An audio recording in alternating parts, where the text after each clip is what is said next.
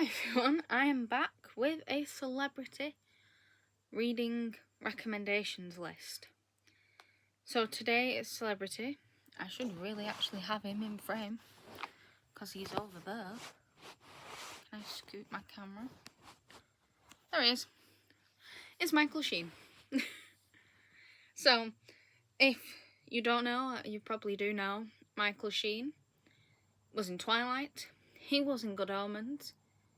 He was in a Christmas film, On a Train, which not a great film, but he was in that. He's been in Underworld. He's been in Staged. I'm trying to think of things he's been in.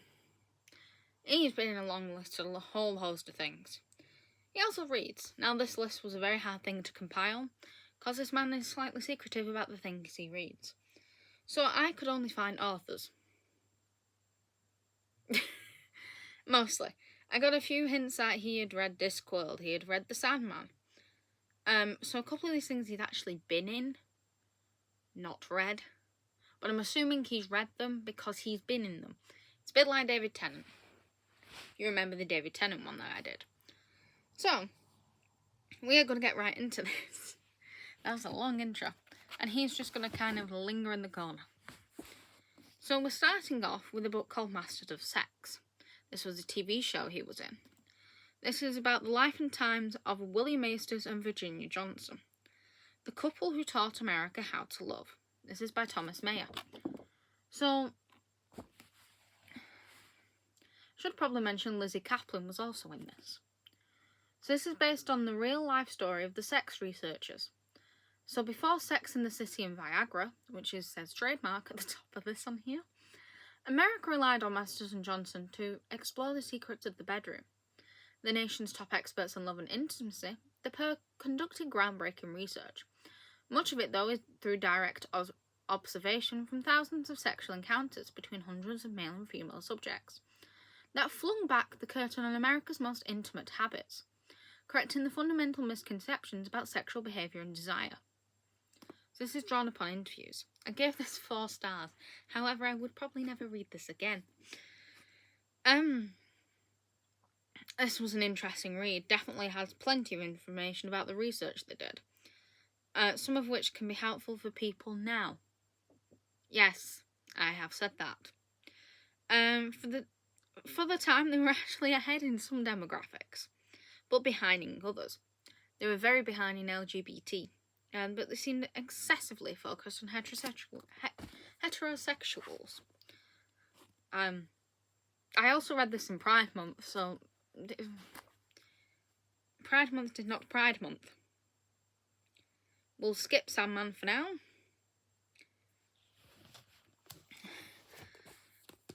I will do Sandman last, I think, because I'm just going to lift the entire 13 volumes up. The Colour of Magic by Terry Pratchett. So this is the first in the Discworld series. I forgot this does not have a thing.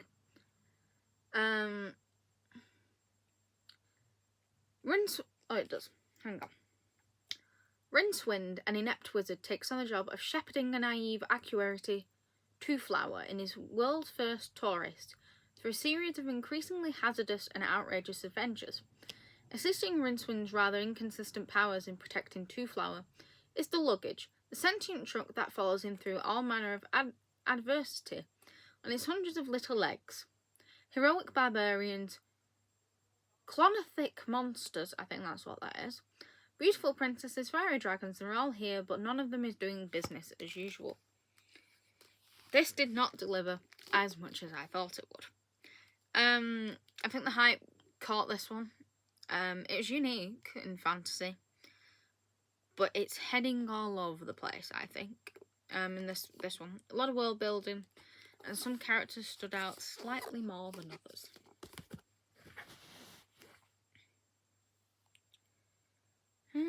This one. Do Androids Dream of Electric Sheep? This is the first in the Blade Runner series by Philip K. Dick. So war has left the Earth devastated. Through its ruins, bounty hunter Rick Deckard stalks the runway androids who are his prey. Hang on. When he isn't retiring them, he dreams of owning an ultimate status symbol, a live animal. Then Rick gets his big assignment, to track down 6 Nexus, 6 targets for a huge reward. But life is never that straightforward, and Rick quickly turns into a kaleidoscopic nightmare of subterfuge and deceit. I haven't seen Blade Runner, still haven't seen it. I was looking forward to actually reading this before watching it, and it's now on Amazon Prime, so I will be giving it a watch. It's a very intricate story with a very interesting plot and a very unique take on a genre. I know Blade Runner is based upon this, but not actually. This is not Blade Runner, and Blade Runner's not this. If you get my drift.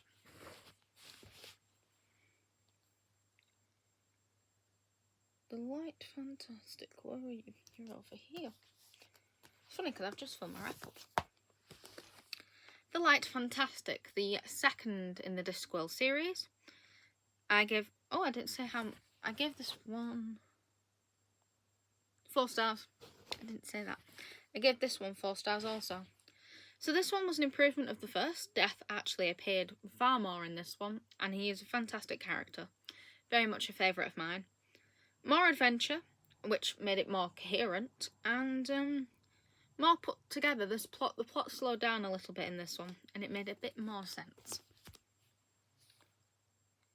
Under the Milkwood is over here. Under the Milkwood by Dylan Thomas. So in 1951, 2 years before his death at age 39, Jesus Louise, Dylan Thomas wrote his plan to complete a radio play, an impressive for voices and entertainment out of the darkness of the town I live in, and to write simply and warmly, comical, lots of movement and varieties of mood. So that at many levels you come to know the town and the inhabitant of it. I gave this 3 stars. It is weird. It is very weird. There's definitely a language barrier problem with all the Welsh. Even though I'm part Welsh. I've got some Welsh family. I don't speak any Welsh at all. It's a collection of words that may or may not stay with you depending on who you are. It's not gonna stick with me. However, this will. The Wastelands and Other Poems by T.S. Eliot. I gave this 5 stars. Now, I've not actually written a review for this just because it's poetry, but I enjoyed this. I mean, poetry is just amazing. I loved poetry when I was studying it in high school.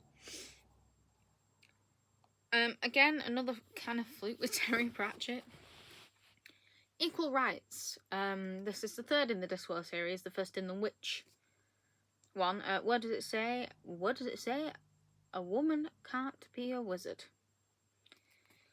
Again, 3 stars. This one did not impress me as much as The Light Fantastic did. Main protagonist is too young for the target audience. I initially thought these were made for young adults. And by that, I mean I thought they were made for 13-year-olds. And then quickly realised as I was reading The Colour of Magic, oh, these are actually adults. So why the hell was the film rated a U? I will never know. The young age in an adult book is not always a bad thing. I mean, look at Game of Thrones. There's some very young characters in that, and they work well. It says the woman who DNF'd Game of Thrones. Both. The show and the book series. Land of Stories, I know that's a middle grade, but here I am reading it and loving it. It's the way she's written. She's whiny. She's awful. Although it pokes fun at gender roles and the fact that witches are actually better than wizards, despite being socially lower than the wizards themselves, it's not got a great ending.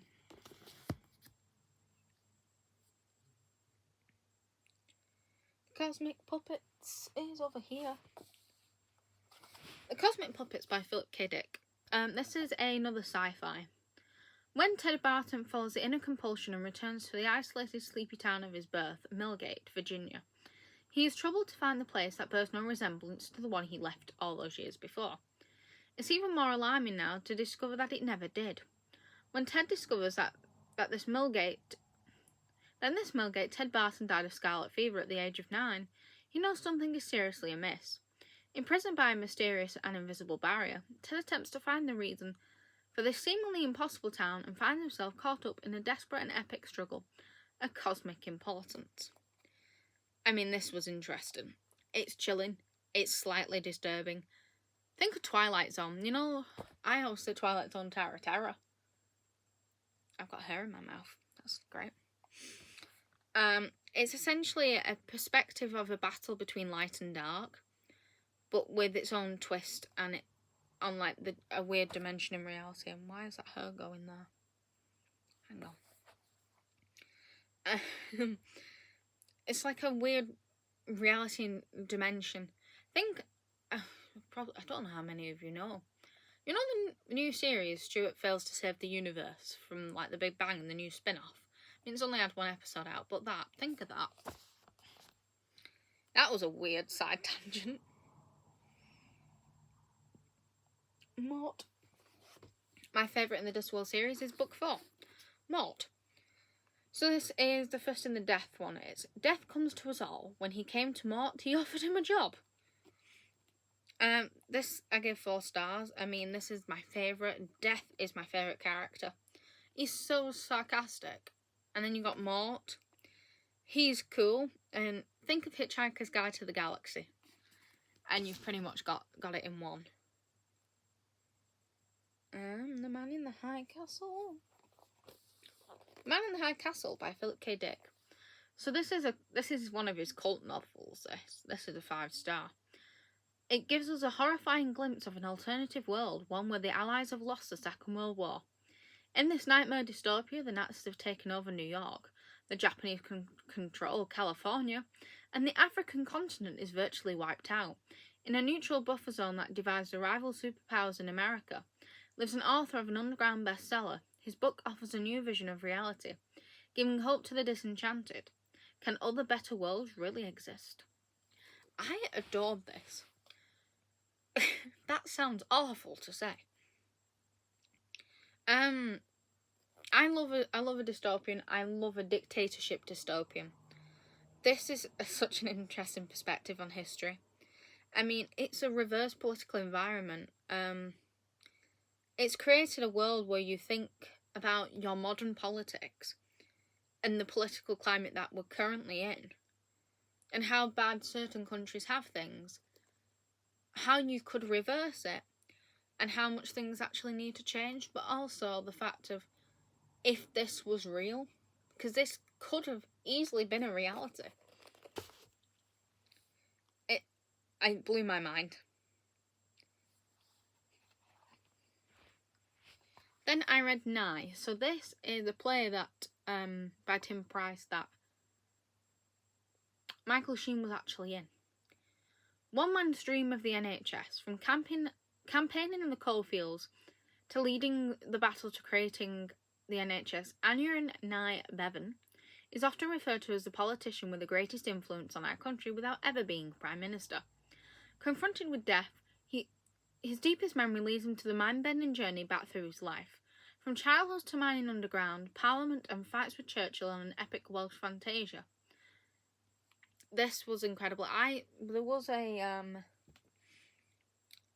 did medicine through time, and then I did history of medicine as a diploma, and he comes up quite a lot because he basically created the NHS.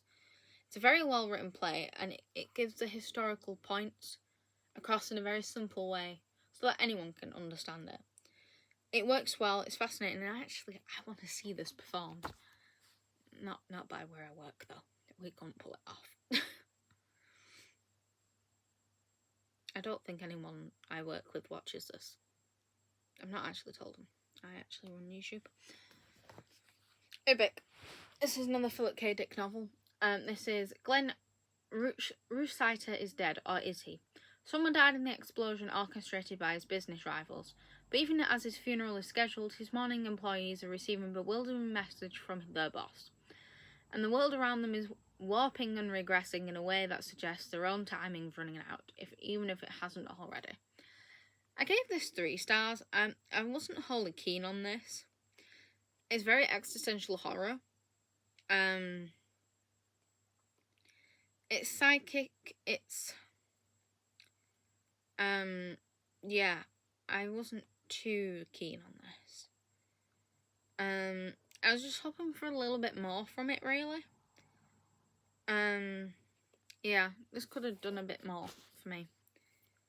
Right, here comes the big one, or the big ones. So, you all probably know about Sandman. So this is all 13. So this includes the prequels and the last one, this one here. Of Sandman, I've read all of these. They're all the graphic novels by Neil Gaiman. Each one is individually rated on Goodreads. But they range from a 4 to a 5. Individually each. It's a 4.5, 5 rated series. These are the very gorgeous 30th anniversary editions. I got these actually for really cheap. I adore this series. I mean, it's weird, it's wonderful, it's wacky, it's creepy, it's disturbing. It's everything you want from a horror-esque fantasy series. I mean, I couldn't have asked for more. I mean, I need to shelve these now, and that's going to be a right pain in my butt. But, honestly, couldn't have asked for more. Sandman, the Dream Lord, Endless Dreams, Delirium. They are all fantastically written characters. The big cat, I mean, honestly, I loved it. And I'm so glad I have the 30th anniversary editions.